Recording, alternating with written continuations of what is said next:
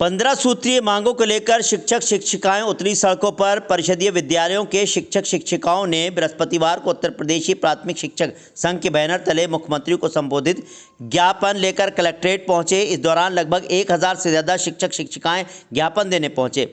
परिषदीय विद्यालयों के शिक्षक शिक्षिकाएं पिछले काफ़ी समय से अपनी मांगों को लेकर ज्ञापन देते चले आ रहे हैं। बृहस्पतिवार को 1000 से ज़्यादा की संख्या में उत्तर प्रदेशी प्राथमिक शिक्षक संघ के बैनर तले शिक्षक शिक्षिकाओं ने अपनी 15 सूत्री मांगों को लेकर मुख्यमंत्री को संबोधित ज्ञापन दिया।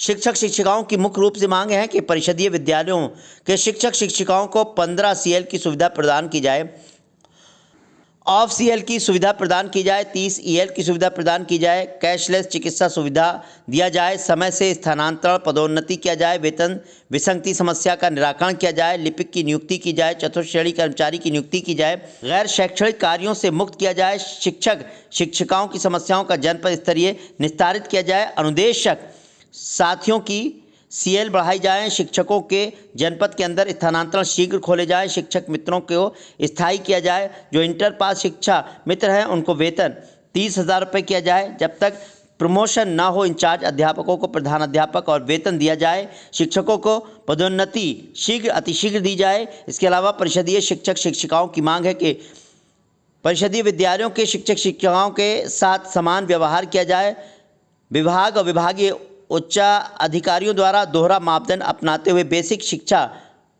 परिषद के नियंत्रण शिक्षक शिक्षिकाओं से विद्यालय पंजिकाओं का डिजिटलीकरण किया जाना और डिजिटल उपस्थिति यानी डिजिटल फेस छायांकन कराए जाने संबंधी निर्देश को समाप्त किया जाए। बलि दर्पण के लिए ब्यूरो रिपोर्ट। आज भी हम लोग स्कूल में गए तो हमने देखा कि बहुत से बच्चे कम थी उपस्थिति। हमें बोला गया है कि बच्चों के घर घर जाके बुलाना है। ठीक है, हम उनके घर गए, उन्हें काउंसिल किया, उन्हें भेज गए तो वो कहते हैं मैडम धान गाड़ना है, हमें आलू खोदने, तमाम चीज़ें हैं। इस व्यवस्था में भी हम लोग घर घर जाते हैं, उन्हें बुलाते हैं। क्या प्राइवेट इंस्टीट्यूट में ऐसा होता है कि टीचर्स घर घर जाके बुलाते हैं? वंस इन अ मंथ एक PTM होती है, बट हमारे लिए ये चीज़ डेली एक चुनौती होती है। हमें अटेंडेंस पूरी करनी है, बच्चों को पढ़ाना है, बच्चों के लिए DBT है, पोर्टल्स हैं, सब मेंटेन करना है। आज मेरी कुछ शिक्षिकाएं, कल हमारे 2 दिन से छुट्टी हो रही थी, जब स्कूल गए हैं हम लोग तो कुछ कटान सा था, वो स्कूल पहुंची हैं, किसी कारणवश स्कूल से फ़ोन आया कि उनके बेटे की तबीयत खराब हुई है। अब आप देखिए, उन्होंने अपने हेड को बताया, हेड ने हाथ खड़े कर दिए, मेरे पास कोई उत्तर नहीं जाने का, मैं परमिशन नहीं दे सकती। उन्होंने ऊपर अधिकारी से पूछा, उसने हाथ खड़े कर दिए। अब बताइए, हाफ डे अगर CL होती तो वो आज अपने आप चली आती। अब ऐसे में अगर कुछ शिक्षिका निकलती है तो आप कहते हैं कि समय से पहले निकल गई है, तो वो हमारी मजबूरी बन जाती है। भाई गाँव में जाते हैं शिक्षिका जो होती है, वो गाँव में जाकर लोगों को जागरूक करके उनके लिए क्या कहेंगे, जो बच्चों के लिए जागरूक करेंगे? देखिए, हमने इस जॉब में हम इसीलिए आए हैं कि हमें पढ़ाना पसंद है। ठीक है, हम भी चाहते हैं कि नई पीढ़ी पढ़ लिख के आगे बढ़े। मेरा पर्सनल एक्सपीरियंस है कि मैं पहले प्राइवेट जॉब कर चुकी हूँ, वो भी बोर्डिंग स्कूल में, तो मैंने उससे बहुत मेहनत की है। उससे ज़्यादा मेहनत नहीं है आपके परिषदीय विद्यालय में। तो मैं जब यहाँ पर पौने 7 बजे पौने 7 बजे वहाँ पहुँचती हूँ, ठीक है, वहाँ पे बच्चों को पहले बुलाने हम जाते हैं, बच्चों को लेके आते हैं, उन्हें काउंसिल करते हैं, उनके पेरेंट्स को काउंसिल करते हैं। लेकिन कहीं कहीं पे हमें ये भी सुनना पड़ता है, वो कहते हैं नाम काट दो, हम नए भेजेंगे। लेकिन हमें फिर भी निरंतर प्रयास करते रहना पड़ता है कि 75 अटेंडेंस हमें देनी है।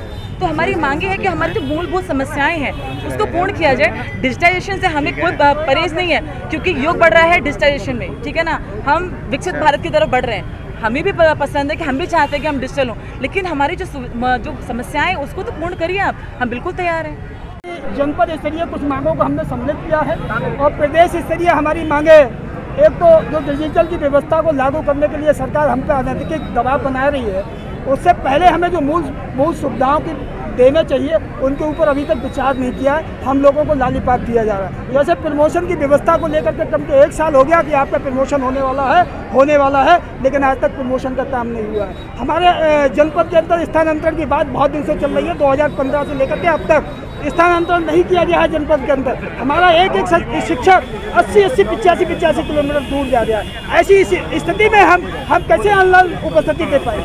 ऑनलाइन की व्यवस्थाओं की बात करें तो लगता है कि सरकार ने जो कदम उठाए वो गलत, वो हड़बड़ाहट में उन्होंने कदम उठाया। उनको लगता है कि हम सरकार की नज़र में कितनी जल्दी बहुत अच्छे हम पेश होने के चक्कर में है अधिकारी हमारे। CL की बात करें, किस तरह का CL हमारे पास 14 CL है। 14 CL में ऐसा कौन सा माई का लाल है जो पूरा साल अपने 14 CL में अपने परिवार का काम निपटा देगा? उसे एक तो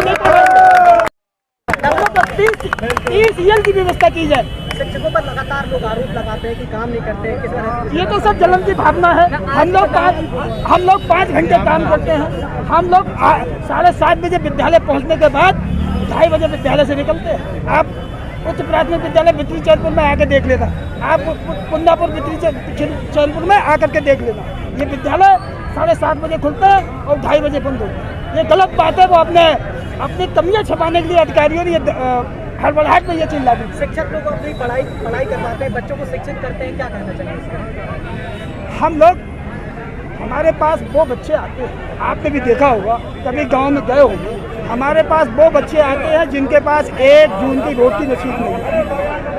वो अपनी रोटी की व्यवस्था भी करते हैं, हमारे विद्यालय में पढ़ने भी आते हैं। हम उनमें से निकाल के डॉक्टर और IAS और SDM बनाते हैं, काम करते हैं। ये हमारे शिक्षकों को धन्यवाद दिया जाना चाहिए। उन परिवारों में रोटी की व्यवस्था नहीं है, वो काम भी करते हैं घर पे, और उन्हीं बच्चों में से हम IAS बनाने का काम करते हैं, डॉक्टर बनाने का काम करते हैं, SDM बनाने का काम करते हैं, अध्यापक बनाने का।